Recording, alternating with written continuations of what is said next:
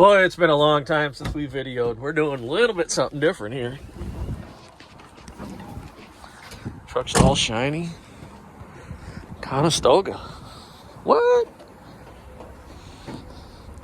Backed up to a dock? Backed up to it my first try? What?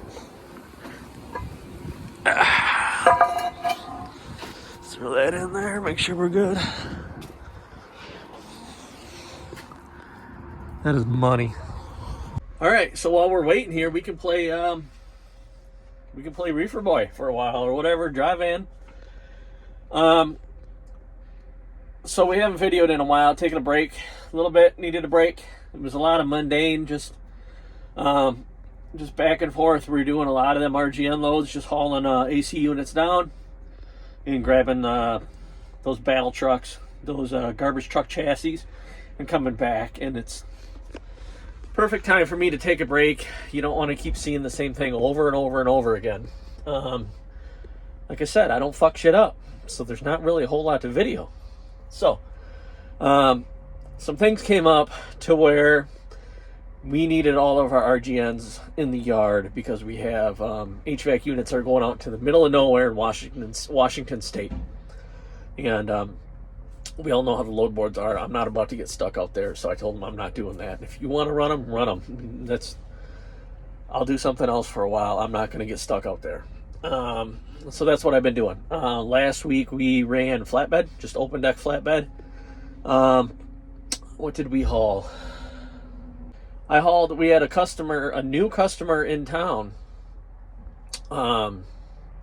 Call our office and is a fabricator, and he had some stuff that he made for a company down in Alabama that he needed shipped down there. So I had a 53-foot flatbed, took it down there, dropped that stuff off with them, bounced over into Georgia, and grabbed some steel I-beams from a place way back in the Channel days. We used to go there to pick up steel. Swung in there, grabbed some I-beams, 43,000 pounds worth. Just strap, no tarps. I'm not carrying tarps. There's quite a few more loads on the load board compared to RGN. They may not pay awesome, but they're not that much cheaper, to be honest with you, right now. They're $2 something a mile. And the RGN shit right now, people are trying to push that shit for $2 something a mile. So it's like, what are we doing here? Flatbed, I have more options.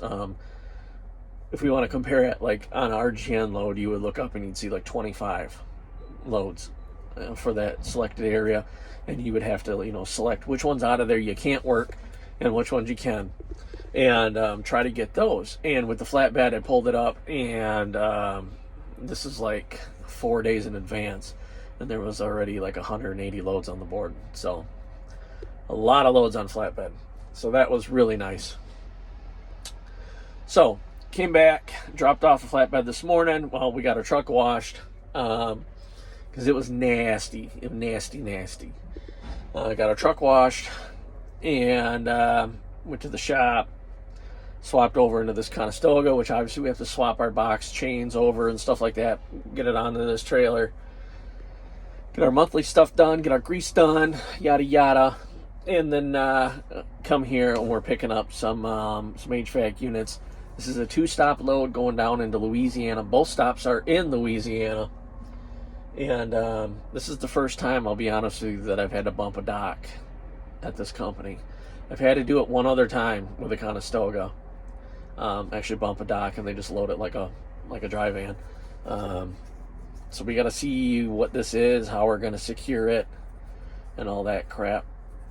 So I'm just waiting for them. Still got the green light. They haven't touched me yet. I'm a little early. My appointment's not till 2:30. It is 2 o'clock right now. So a few other things though that we got to do. We're gonna do it this weekend. We'll put it in this video. Maybe we won't. So let's talk about some of the things we're gonna do.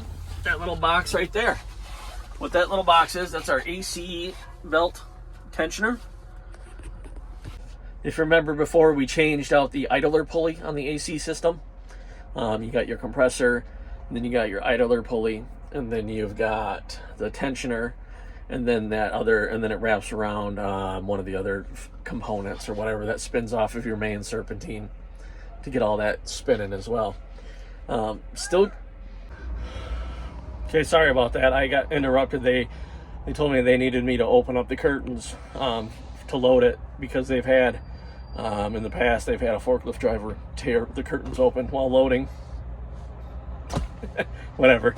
So I had to pull ahead, unlock them, slide it all the way forward, and then back up to the wall.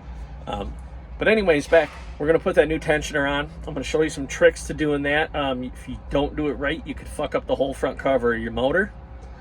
So check that out. Also, the other big box, that big bad boy right there, that's a brand new starter for the truck.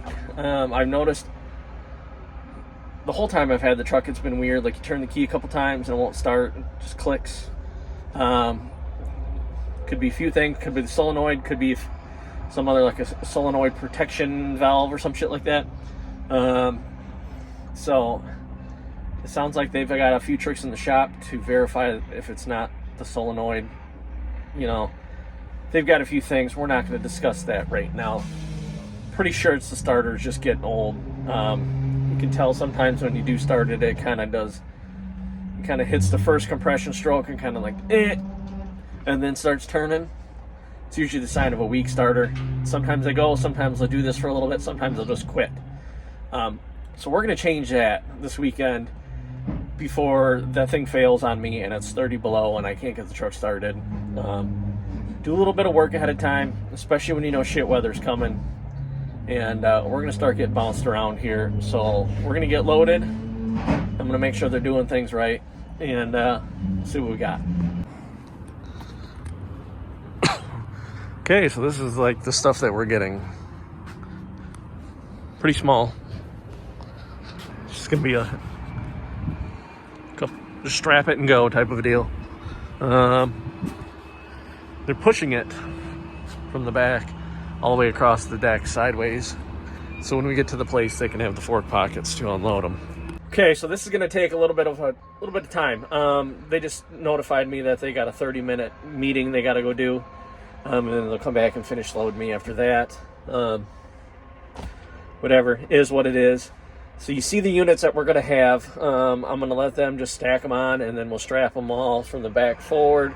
And then we just got to slide the front of the tarp back a little bit and then strap those. No big deal. So check us out. Video is going to be this weekend on the starter and that pulley or the tensioner.